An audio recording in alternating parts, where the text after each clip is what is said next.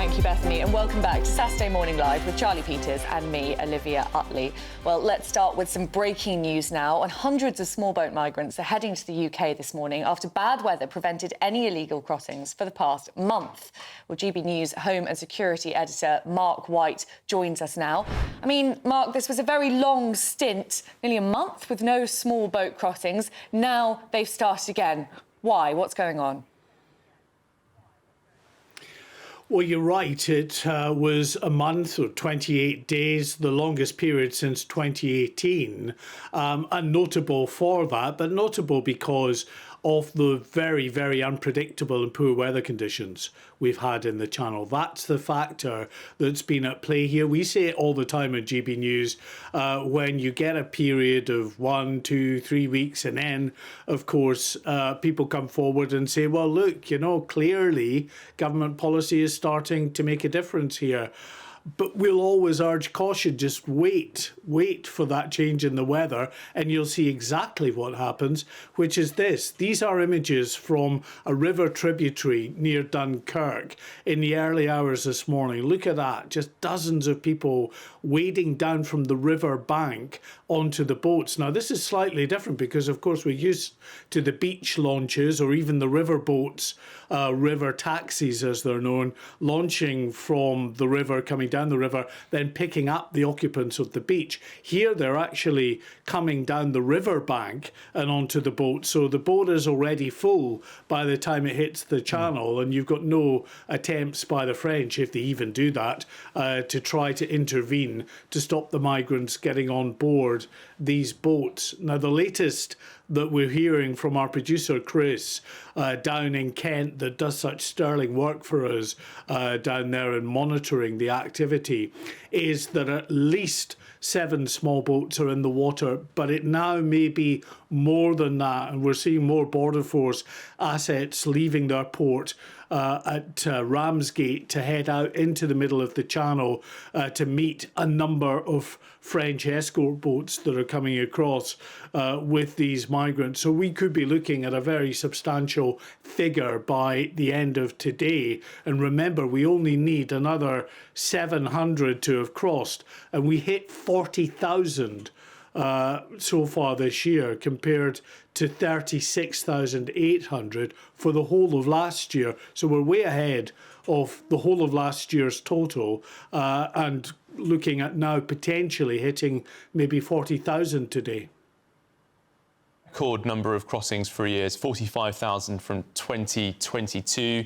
You think it's now potentially unlikely that they reach that unwelcome milestone because of that month of no crossings due to the strong weather?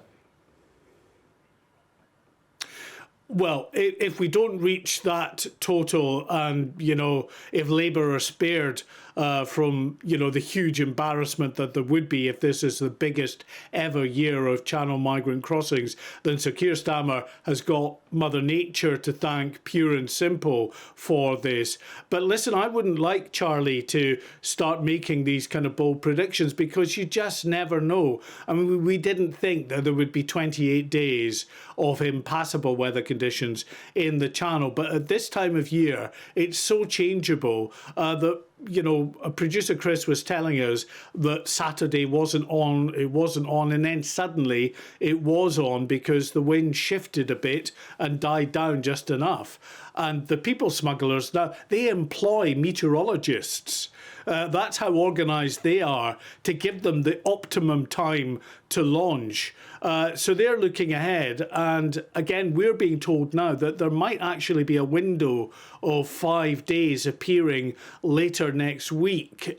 So let's just see. We're certainly going to be north of 40,000, which in itself is a very grim milestone figure, the second largest year on record, even if we don't get to 45,000, which of course we hope we don't get to, given the strain that's putting on the asylum system here in the UK and the very fact these are illegal crossings. Well, thank you very much, Mark White. Really astonishing statistics there. I think Keir Starmer will be praying for a white or at least a stormy Christmas to stop us reaching that record number of 45,000 migrants crossing the Channel. Hello, I'm Bev Turner. Now, it can feel like the money in our bank accounts at the moment does not keep up with the cost of living, and maybe there's a solution. I'm here today with the CEO of TallyMoney, Cameron Parry. Cameron, what is TallyMoney?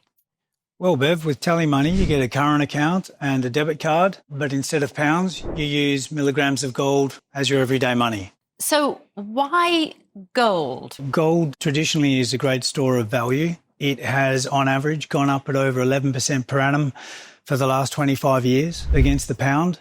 It's tripled in value in the last decade. And in the last 2 years alone, it's increased by 50% against the pound. Banks' savings products just can't compete with that level of growth. But this isn't just about gold. This is about a currency that you guys have created at TallyMoney. Explain it to me as though I'm an idiot. So, look, people need to be able to hold their earnings and build their savings in a money that retains its value and remains in their legal control and remains theirs to access, away from government control. Great. You had me at not exposed to government control. You should feel safe and happy with your money. You should have peace of mind the more money you see in your bank balance, and that's the type of thing we're trying to deliver and give people choice in the type of money they get to use every day. Brilliant. Thank you so much, Cameron. Thank you.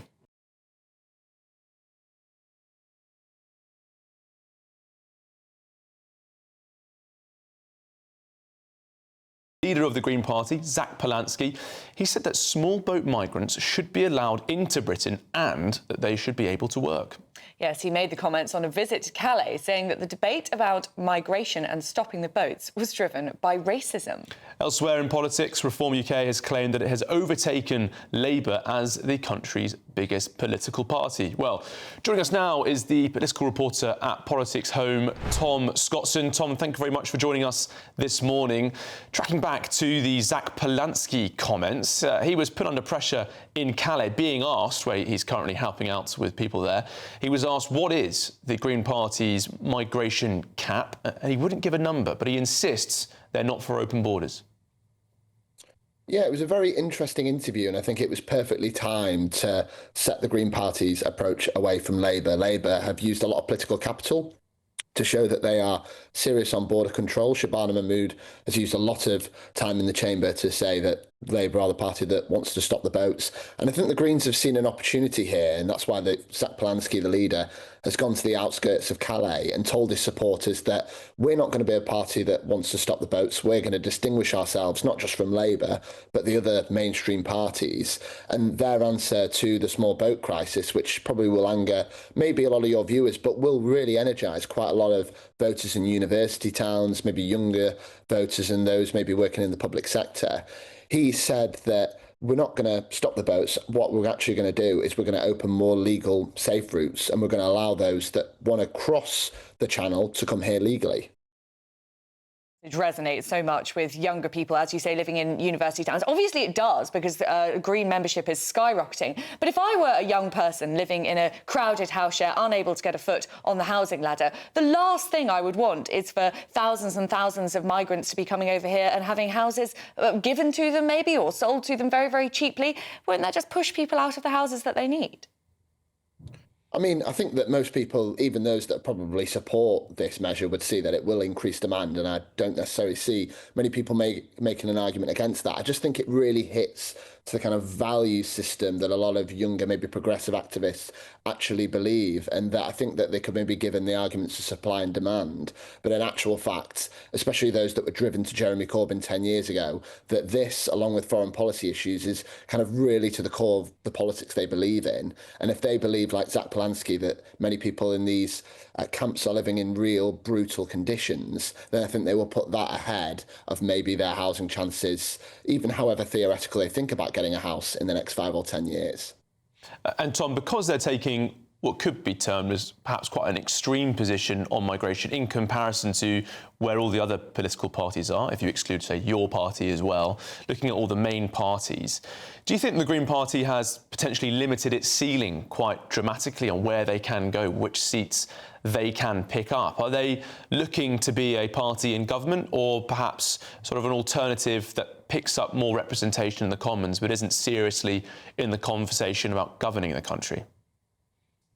Yeah, I think you're completely right. It has limited its ceiling, but also as well, I think it's increased the chances of getting at least 40 seats at the next election. I think if it was on the current trajectory, which was very slow, very incremental base of picking up a few council seats here and there, maybe expanding its presence in Westminster. So the Green Party at the moment has 4 seats. Maybe it had the potential in years to come of getting 60. I think that's now maybe around 35 or 40. But with the current political dynamics of Labour collapsing, your party being gripped with civil war, I could easily see a situation where the Green Party gets 35 seats and really sweeps across the university towns, where we're talking Sheffield, central Manchester, and much of London, where a lot of graduates have therefore moved from university and now settling permanently. I think all of the major leaders have now said that the Greens economics is fantasy economics. But as you say, they are becoming a bigger and bigger, more serious party in terms of their vote share. Do you think that Zach Palensky is going to explain perhaps a more credible economic system, or does that really not matter? Will the Greens continue to be a protest party?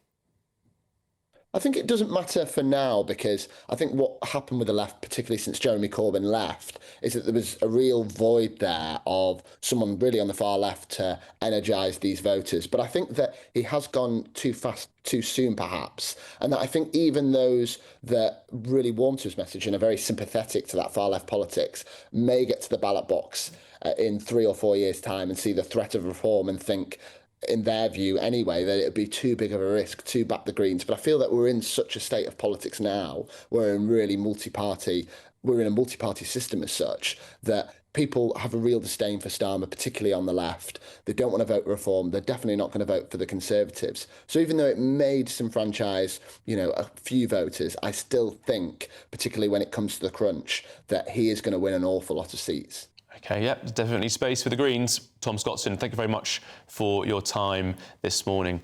Olivia, perhaps I wanted to spare Tom this, but there's a part of this Zach Palensky interview.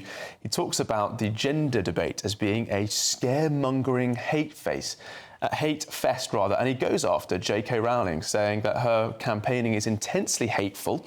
She says, "I often reflect that someone so wealthy could enjoy a peaceful life, but seems to spend time punching down metaphorically to trans people. I think it's shameful."